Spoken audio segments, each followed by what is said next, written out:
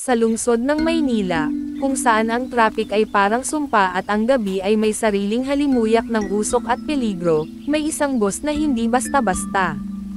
Ang plaka nito ay naglalaho sa CCTV. Ang mga sakay nito, bihirang bumaba.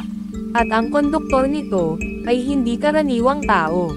Si Mang Isko, 62 taong gulang, ay isang konduktor ng Route 666 Cubao hanggang Montalban, pero hindi lang pasahe ang kinokolekta niya. Kinokolekta rin niya ang mga pangalan ng halimaw na nagkukubli sa anyo ng tao. Laging alas 10 ng gabi nagsisimula ang huling biyahe ni Mang Isko. At sa bus niyang kulay itim na may gintong guhit, doon sumasakay ang mga nilalang na nagkukunwaring tao, mga aswang, manananggal, tikbalang, at kung minsan, multo ng mga nawalang pasahero. Ngunit hindi nila alam, sa bawat tapik ng konduktor sa kanilang balikat, ay may tatak na inilalapat isang sinaunang anteng-anteng na gamit ni Isko para makilala kung sino sa mga pasahero ang may dugo ng dilim. Gabi ng Biyernes, habang dumadaan sa kahabaan ng Aurora Boulevard, huminto ang bus sa isang madilim na kanto. Sumakay ang isang babae, mahaba ang buhok, maputla, at may pulang mata.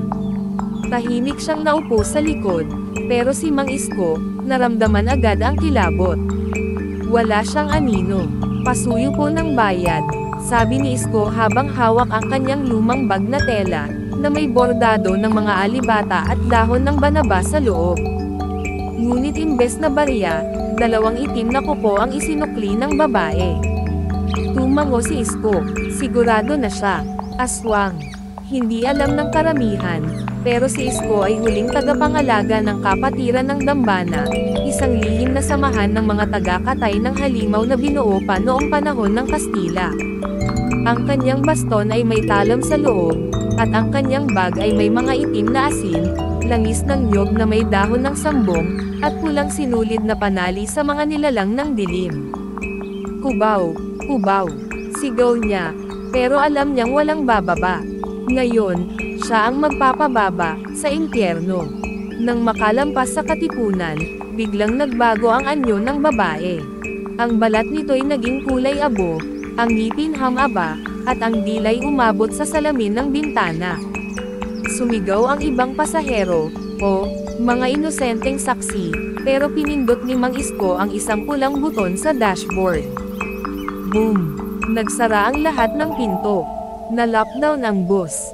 Hindi ka makakatakas ngayon, bulong ni Isko habang hinugot ang patalim mula sa kanyang baston. Talam ng kalinawan isang sinaunang sandata na tanging pamatay sa mga nilalang ng dilim. Nagkaharap sila sa gitna ng bus. Nagpalitan ng hampas at sigaw. Humagis ang upuan, may sumabog na ilaw, at sa huli, sa gitna ng usok at dugo. Sa ngalan ng liwanag, ikaw ay pinatalsik. Sigaw ni Isko sabay tadyak sa dibdib ng nilalang, at inundayan ito ng huling saksak. Pagsapit ng hating gabi, bumalik sa terminal ang bus, parang walang nangyari. Wala ang aswang. Wala ring bakas ng laban. Bumaba ang mga pasahero, tila na hypnotized, at bumalik sa kani-kanilang bahay. Si Mang Isko, tahimik lang. Umupo sa bangko sa tabi ng ilaw ng terminal, habang nililinis ang kanyang patalim. Hindi iyon ang unang nilalang. At tiyak, hindi rin iyon ang huli. Sa mundo ng mga ordinaryong tao, siya'y konduktor lang. Pero sa gabi, sa dilim ng lungsod, siya ang taga-katay, ang konduktor.